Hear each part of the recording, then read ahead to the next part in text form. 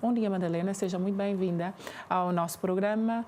Para já, só para começar a conversa, gostaria de perguntar, gostaria que fizesse uma análise daquilo que configura a violência contra a criança, porque normalmente configuramos somente a violência que é física.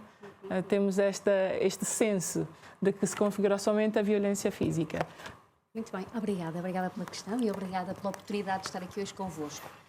Efetivamente, a violência não se resume à violência física. Aliás, temos a violência psicológica, a violência sexual e, portanto, há aqui uma multiplicidade de exercícios de violência que as crianças podem efetivamente experienciar ao longo da sua primeira infância, segunda infância, terceira infância e até na adolescência. E, portanto, é importante perceber que este exercício, estas formas de violência podem ter um impacto muito significativo na vida adulta.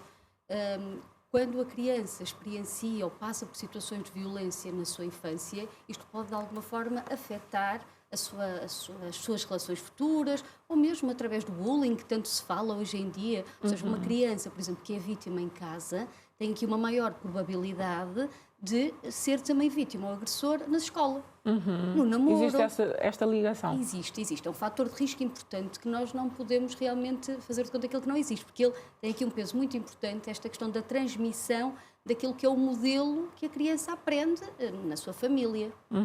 E como é que, por exemplo, podemos dizer que a vitimologia, entender sobre a vitimologia contribui para a compreensão do que é a violência em si contra as crianças? Então, é importante nós percebermos e contextualizarmos sempre as questões da violência, tendo em conta as questões legais, sociais, culturais. O que é crime, por exemplo, em Portugal pode não ser crime cá e vice-versa, não é? Portanto, nós temos que ter isso em atenção.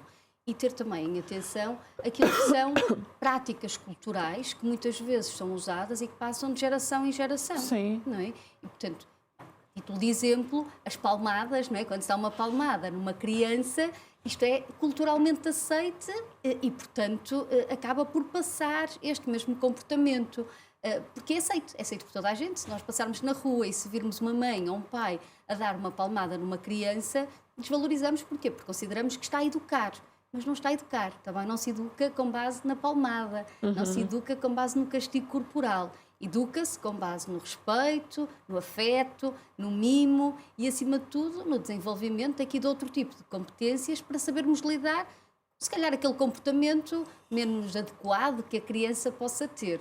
E hoje em dia podemos dizer que as pessoas já compreenderam sobre, não num total de 100%, mas existe, acho que reduziu esta violência assim, física. Principalmente a relação dos pais aos filhos. Exatamente, a questão corretiva, não é? Portanto, estão a corrigir o comportamento. Eu costumo utilizar uma expressão que diz: bater numa mulher é crime, bater num homem é crime, bater numa pessoa idosa é crime, bater numa criança é educação. E, portanto, não estaremos nós aqui a distorcer este discurso, não é, cultural e social. Não, bater numa criança não é educação, é maltrato, tem um nome. Não é? E, portanto, nós temos que ter muito presente que sempre que nós adotamos uma palmada ou adotamos aqui a palmada para corrigir a criança vai crescer com a ideia de que aquele é o comportamento adequado para resolver os problemas. Ou seja, chega à escola e em casa os pais, sempre que a criança teve um comportamento que os pais consideram que é um comportamento desadequado, dão-lhe uma palmada. Ele chega à escola e qual é o entendimento dele para resolver um problema? Quando o amiguinho ou a amiguinha se porta mal, usa da mesma estratégia que conhece, que é a palmada. Sim, reproduz. Exatamente, e esta reprodução deste comportamento pode ter um impacto devastador, se não for interrompido, principalmente se não for trabalhado na escola, ou seja, naquele local de socialização secundária, que é a escola, são os profissionais que podem vir a trabalhar, explicando que existem outras formas para resolver o conflito que não passa pela palmada. Doutora, quais são os sinais assim mais evidentes que podemos destacar assim para uma criança que está a sofrer de violência assim em casa? Temos aqui vários fatores importantes, não é? Portanto, uma criança que se isola, que não interage com os seus amigos, com os seus pares. Há crianças que depois vai dependendo da idade. Há crianças que, por exemplo, deixam de usar fraldas com 3 anos e com 5 anos, em virtude das situações abusivas ou outras, podem voltar a regredir e, portanto, ter que usar fraldas novamente, porque não têm controle, fazem xixi, fazem coca na cama e, portanto, na roupa. Portanto, é preciso ter aqui muito cuidado, porque há muitos fatores de alerta que nós devemos ter em atenção. E quando falamos de criança e do adolescente, existe uma diferença no comportamento, claramente, nas reações? Como é que a doutora faz uma avaliação? Claro que sim. E, portanto, quando nós falamos de uma criança, principalmente até aos 3 anos de idade, portanto, estes comportamentos podem ser, muitas vezes, manifestações físicas, não é? Sim. Quando falamos num adolescente, temos também muitas manifestações culturais, muitas manifestações corporais e, acima de tudo, mais comportamentais, como fugir de casa, começar a praticar alguns furtos, alguns pequenos delitos, começar a agredir, começar a autoagredir-se, não é? Estes comportamentos autolesivos.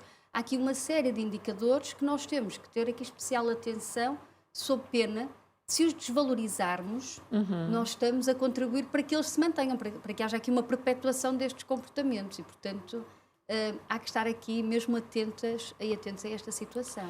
E quando se fala da prevenção, o que é que se pode fazer em relação a isto? Prevenção. A prevenção é o motor de qualquer desenvolvimento de qualquer país, não é? E, portanto, um país que aposta na prevenção é um país que vai ter resultados a médio e longo prazo.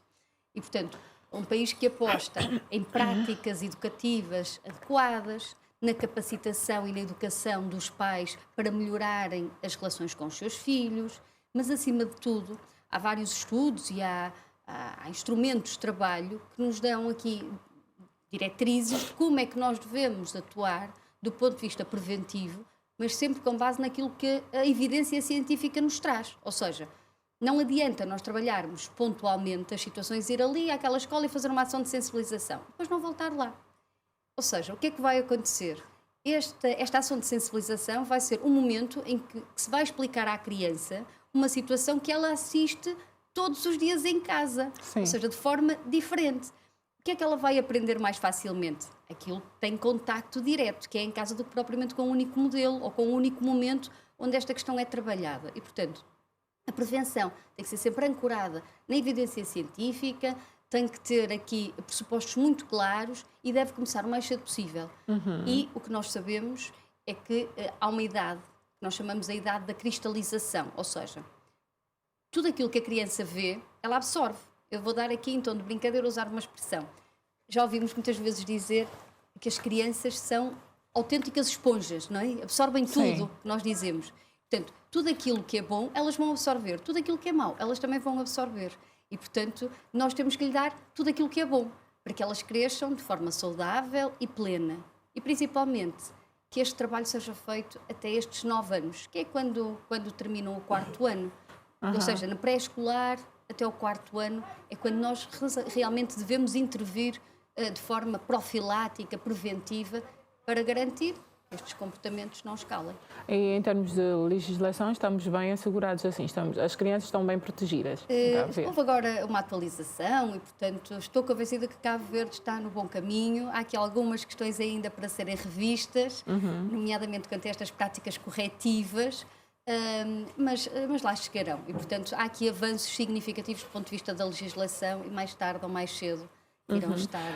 Gostaria também de abordar aqui sobre o impacto psicológico e emocional que tudo isto traz, porque falar sobre a violência não necessariamente o físico, às vezes é só uma parte do que configura toda a violência. Então, eu gostaria que a doutora abordasse sobre isto também. Claro que sim. É importante nós percebermos que há aqui várias formas de manifestação de maltrato, não é? Temos o maltrato físico, o maltrato sexual, o maltrato psicológico ou o abuso, como dizia há pouco. O maltrato físico, o que é que vai deixar? Vai deixar marcas, ou poderá deixar marcas, não é? Equimose, hematomas ou outras. O maltrato psicológico pode provocar baixa autoestima na criança, um baixo autoconceito, a criança não acreditar nela própria, pode provocar aqui terrores noturnos, dificuldade em dormir, até pode estar relacionado muitas vezes com as questões da aprendizagem, não é? Uma criança pode não conseguir estar atenta na escola e aprender obrigatoriamente em função daquilo que também é o exercício da violência de que ela experienciou. Sim, Sim, isto tudo afeta no desenvolvimento da criança. Claramente.